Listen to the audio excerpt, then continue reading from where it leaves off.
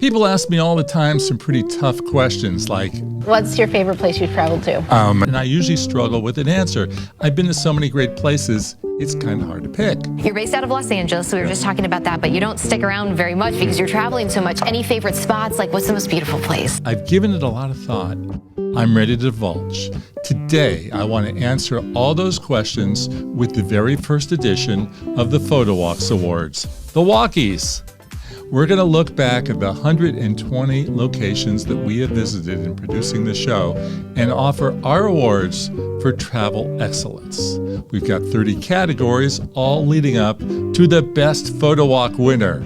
For you, I want to make sure that you stay tuned for our third segment when I will point out the 10 most useful photo tips explored on the Photowalk show. But before we begin, a caveat. We've not been to all 50 states with the Photowalks cameras, just 25. We haven't hit all the countries, just 7 of them. So these awards will only be for the places that we have been to together. And there's no science to the award winners. It's whatever the producer of the show, and that would be me, deems as the best of the best. Are you ready? Drum roll, please. Anything that surprised you as you've clearly toured all sorts of places across the country? And that would be the gold country of California. Little small towns that are not usually at the top of tourist lists. And they had everything. Cute downtown, small cafes, history, and changing leaves that rival New England, but later in the year, in November. If you haven't been to the gold country, it's where the state of California had its humble beginnings when gold was discovered near Placerville in the 1800s, bringing forth the gold rush. And if you go, Angels Camp is one of the cutest of the small towns, put on the map thanks to Mark Twain, and she gets our Walkie Award. I'm photographer Angela Andrew, and here's what I want to know. You've traveled to so many places. Where did you find the nicest people? The Walkie goes to the good folks of Sicily, Italy. We met the nicest outgoing people during our visit to the Italian island. Can't say the same about the cab drivers, but from Manuela with the farm tour to Laura the tour guide and my best friend Roberto the cannoli maker, we'll never forget them. Now I guess when you live in a place where gelato costs just about $1 and you get to eat Italian food 3 times a day, you tend to be pretty happy.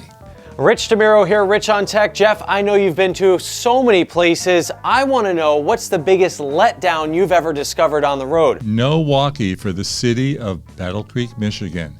It's billed as Cereal City. It always has been, but beyond a tiny museum, there's like no sign of cereal anywhere. You can't even buy a bowl of cereal in downtown Battle Creek.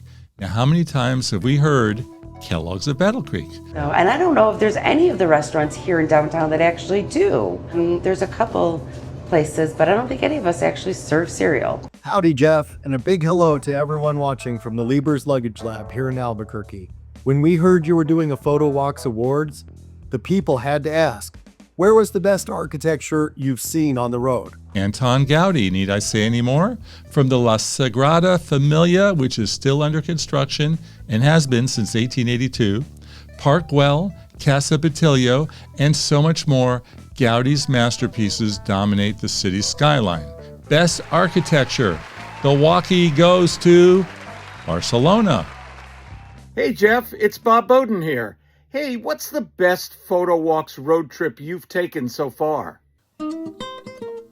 It's the cross-country road trip where you actually see the terrain change in front of your eyes from the rolling farmland to the red rocks of the Southwest. On a normal road trip, you will see the changes from the vantage point of a superhighway and 4 lanes on both sides. Here you're on the back roads, driving through one great small town after the next. The Walkie goes to none other than Route 66 for the most stunning 2,448-mile drive over 8 states for seeing the America of yesteryear, still alive. It's like the thing that people come to America to see, which I would think would be like, Mount Rushmore, or, like things like that, but it's not. It's Route 66. Hey Jeff, what's one of the most overrated places you visited? Everybody who goes to Tokyo, Japan, seems to make the trek to the other side of the country for the oldest city, Kyoto, home to exotic temples and thousands of tourists, many in tourist groups, in streets that just do not have the room for them. So no walkie here. Pro tip, if you insist on going to Kyoto, and I know you will, get prepared for some very early rising, as the morning is pretty much the only time that you'll get to see Kyoto without the throngs. Jefferson Graham, tell me, of all these places, you go so many places, what would you say is the most underrated city or community that you visited? Okay, the walkie goes to San Francisco. The city by the bay is simply the prettiest city in the United States. It's been on the receiving end of bad press for the last several years due to crime, homelessness, and other issues. However, most of those are in the sections of town where tourists never go, and the tourist spots are still breathtaking. I believe in San Francisco, and I will never, ever give up on the Golden Gate Bridge, Nob Hill, Coit Tower, Crissy Field, the Ferry Building, North Beach, Chinatown, Fisherman's Wharf, and so many other gems. Plus, there's the amazing Sausalito and Tiburon directly across the bay on one side, Berkeley and Oakland on the other. Yo, it's Fat Cat, a.k.a. Ronnie Euro, live from Detroit.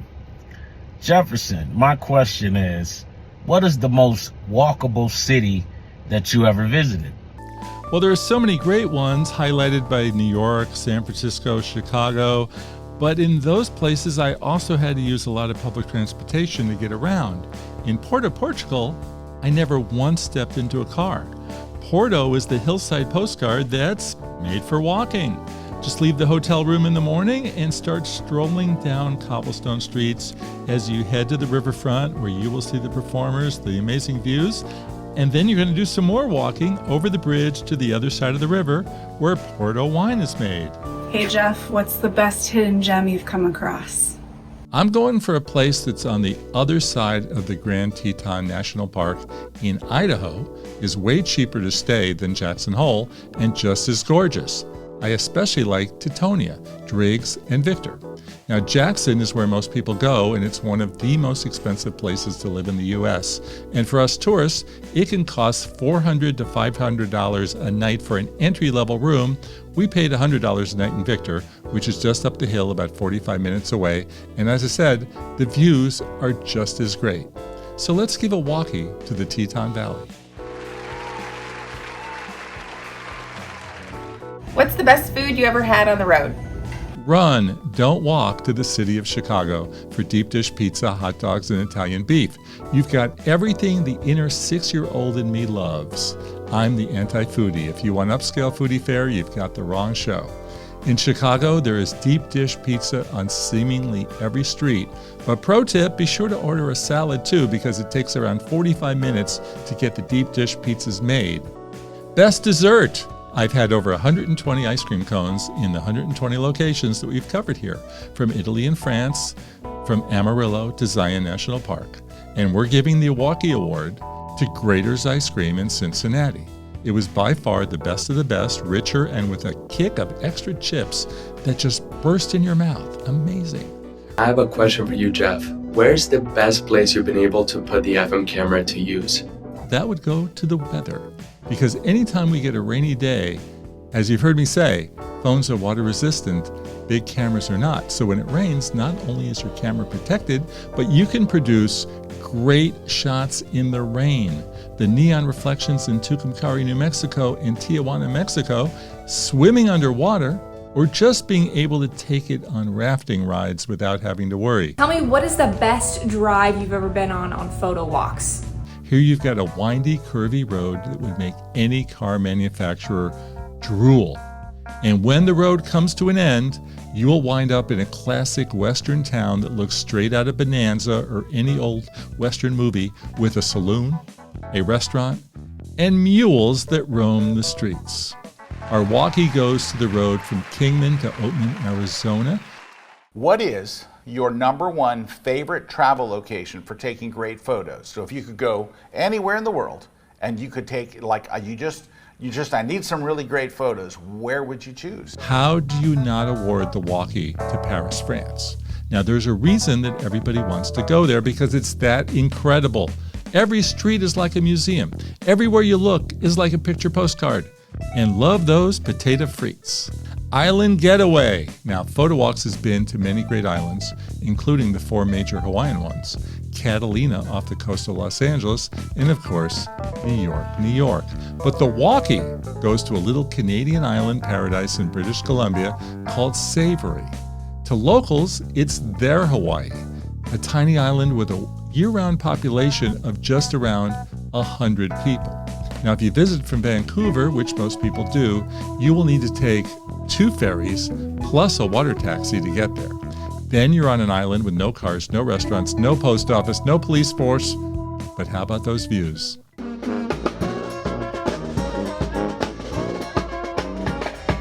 Well, this is a given, right?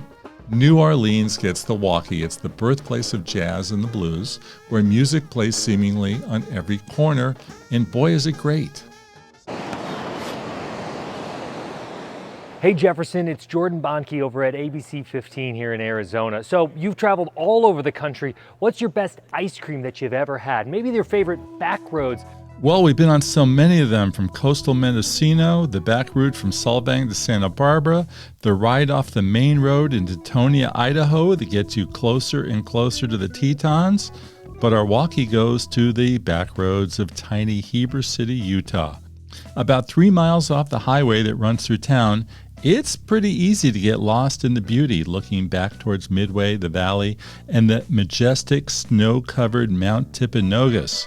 Great for walking, driving, or especially bike riding. Hi, this is Bob Beverly from the Shellback Tavern. I have a question for Jefferson. I've been to many beaches along the coast of California. What is your favorite beach town?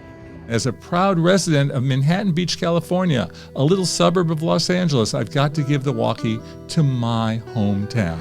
We've got the most beautiful pier in the state, miles of beaches, and perfect weather, averaging 72 degrees most days, which probably leads you to ask, so why then, Jeff, do you travel so much?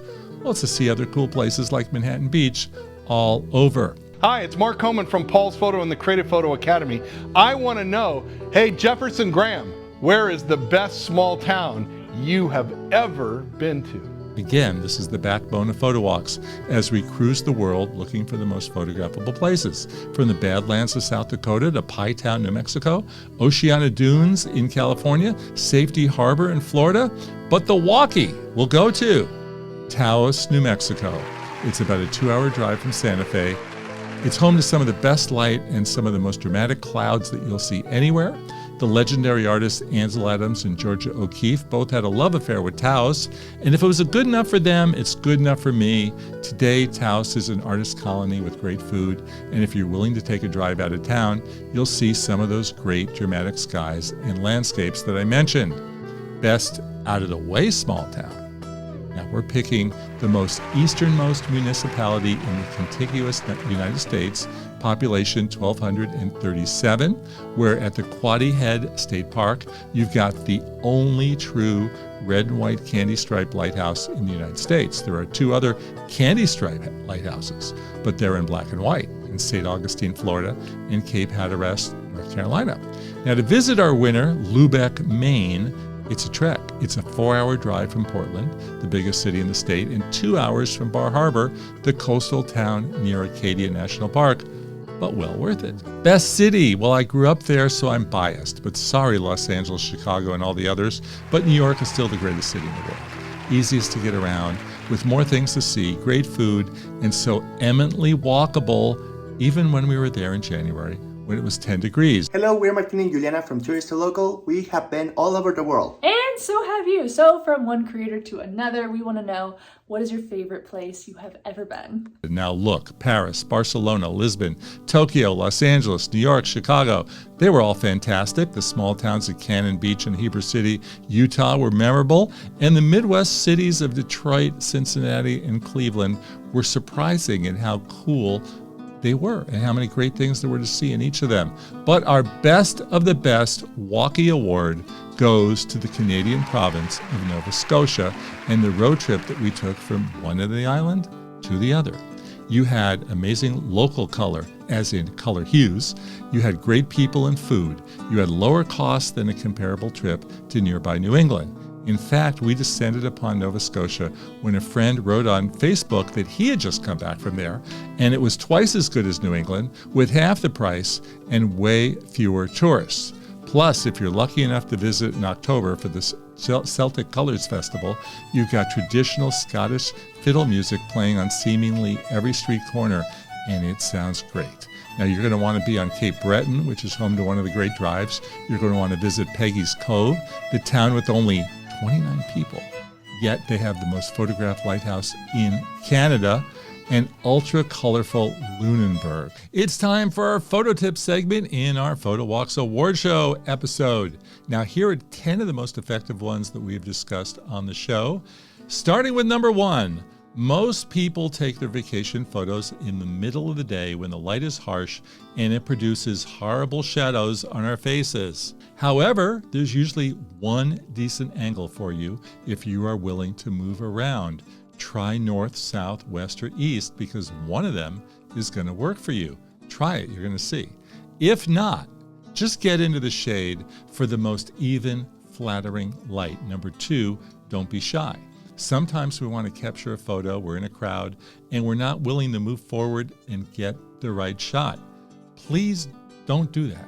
Zoom in with your feet. Get right in there. No one's going to arrest you, and you're going to get a way better picture. Number 3, we all know how to take panoramic shots by holding the phone vertically and moving the camera from side to side without moving our feet.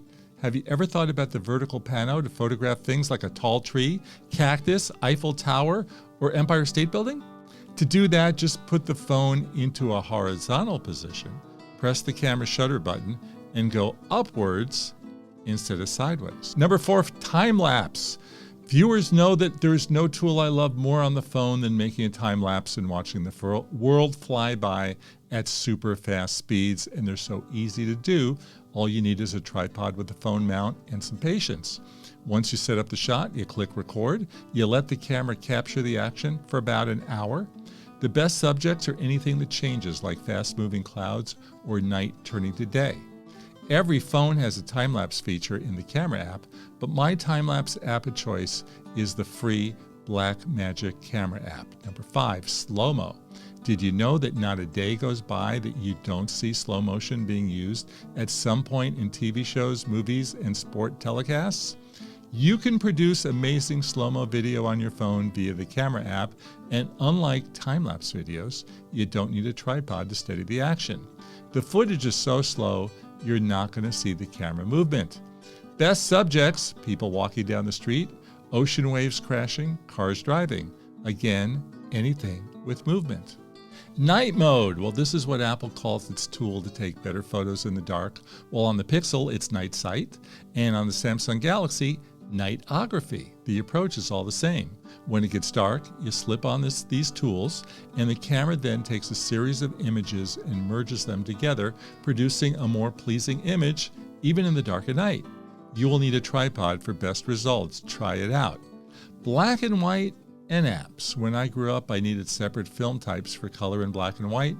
Now I shoot everything in color digitally, and I process it into black and white after the fact, using apps like the native ones on the phones, plus third-party ones like Adobe Lightroom and Radiant Digital Imaging. Black and white adds drama and style to your photo, and they really pop on social media. Garages for cityscapes. When you're in a city and you want to get a unique angle looking out at the city, parking garage roofs make for a fantastic location. Here on Photowalks, we have visited the police station roof in San Francisco, the Z parking lot in downtown Detroit, and all those casino resort rooftops in Las Vegas, all fantastic and worthy of a Walkie Award. My great selfie tip and the flashlight. This is one of the best. We all need illumination to make our photos look better, especially inside when overhead lighting produces nasty shadows. Now, the built-in flash on our phones, it's terrible. It just don't use it at all. Better get a friend to hold up their phone while you take the picture and turn on the flashlight app. The light is softer and really makes a difference. Give it a try. Finally, this is the big one. Don't leave. If you like photographing sunsets like I do, don't be in a rush to get out of there. The best colors always come out after the sun goes down. Wait at least 10 to 15 minutes before packing up and heading out.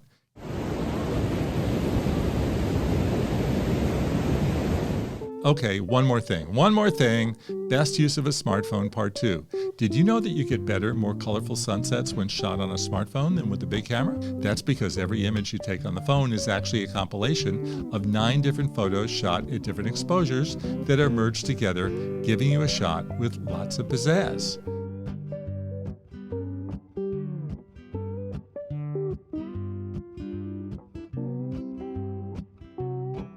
And one last Walkie Award, and that goes to you, the viewer. Thanks so much for tuning in. I'm Jefferson Graham, and I'll see you on the next Photo Walk.